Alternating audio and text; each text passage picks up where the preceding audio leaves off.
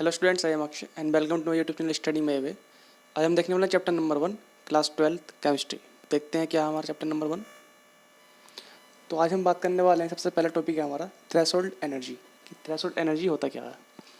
सबसे पहला टॉपिक हम देखते हैं इसमें थ्रेशोल्ड एनर्जी क्या होता है। तो सबसे पहले हम इसकी डेफिनेशन देखते हैं क्या होती है। The minimum amount of energy associated with reacting molecules which activates them to react is called threshold energy. मतलब कोई भी अगर हम रिएक्शन कर रहे हैं तो उसमें हमें रिएक्टेंट की ज़रूरत पड़ती है। रिएक्टेंट को आपस में जोड़कर क्या बनता है, प्रोडक्ट बनता है। तो रिएक्टेंट ऐसा होता नहीं है कि खुद ही स्टार्ट हो जाएगा, उसे स्टार्ट करने के लिए कुछ ज़रूरत पड़ेगी, किसी ऑब्जेक्ट की ज़रूरत पड़ेगी। तो उसे रिएक्टेंट को ही स्टार्ट करने के लिए, रिएक्ट कराने के लिए जिस एनर्जी की हमें ज़रूरत पड़ती है वही कहलाती है थ्रेशोल्ड एनर्जी कहलाती है। ठीक, जो मिनिमम एनर्जी की ज़रूरत हमें पड़ेगी उसको मूव कराने के लिए, उसको रिएक्ट कराने के लिए, वही क्या कहलाती है, थ्रेशोल्ड एनर्जी कहलाती है। वहीं यहाँ पर लिखा हुआ है कि the minimum amount of energy, जो मिनिमम एनर्जी है associating with reacting molecules which activates them to react, जो उन्हें एक्टिवेट करती है रिएक्ट करने के लिए, प्रेशर डालती है उन पर रिएक्ट करने के लिए, वही एनर्जी कहलाती है थ्रेशोल्ड एनर्जी। तो ये हमारी हो गई यहाँ पर थ्रेशोल्ड एनर्जी। अब हम देखते हैं दूसरा हमारा पॉइंट है मोलिकुलरिटी ऑफ रिएक्शन कि मोलिकुलरिटी, रिएक्शन की मोलिकुलरिटी क्या होती है।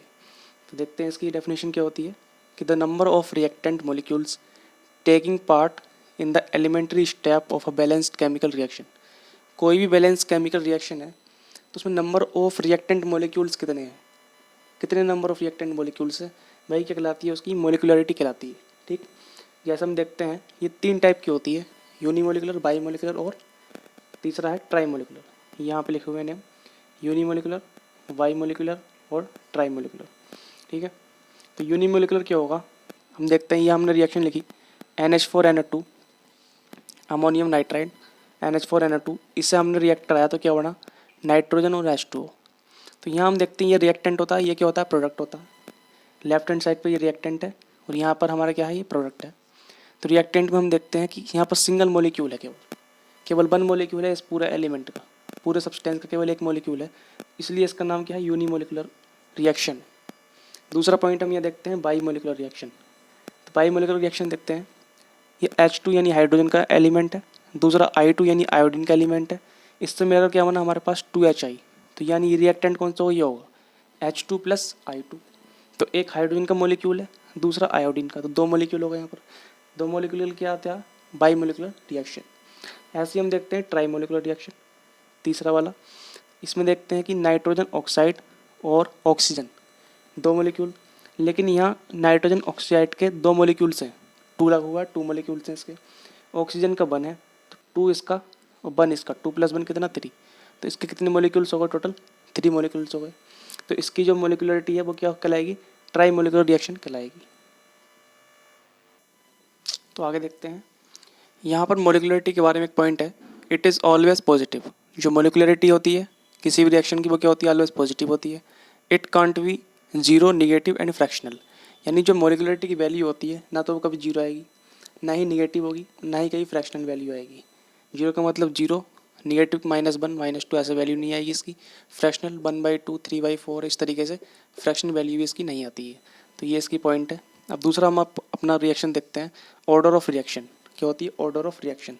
इसकी डेफिनेशन क्या है, the number of molecules of reactants which determines the rate expression. भाई क्या कहलाता है, ऑर्डर ऑफ रिएक्शन कहलाता है। तो ऑर्डर ऑफ रिएक्शन और मोलिकुलरिटी ऑफ रिएक्शन में सिमिलर है, लेकिन इसमें डिफरेंस क्या है। अगर हम रिएक्शन मानते हैं ये हमारा क्या है, रिएक्टेंट है, और यहाँ क्या बना हमारा प्रोडक्ट है।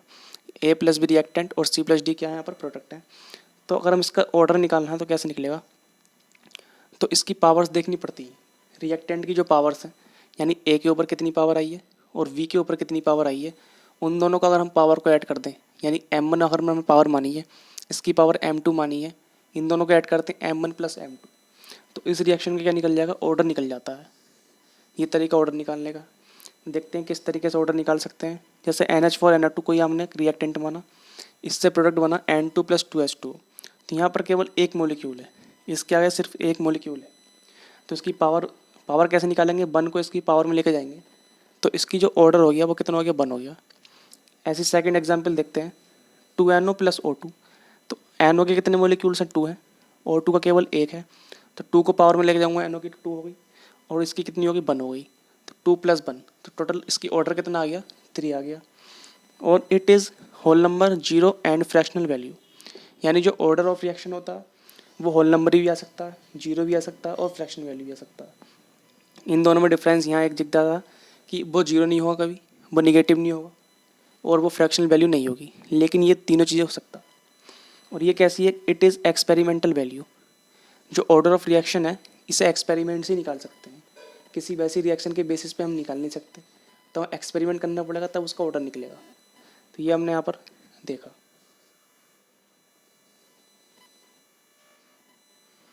तो आज के लिए इतना ही। अगली वीडियो में हम इसकी देखेंगे डिफरेंस क्या है इन दोनों की रिएक्शंस में, एंड इससे रिलेटेड कोई डाउट है कमेंट के माध्यम से शेयर कर सकते हैं। Thank you for watching.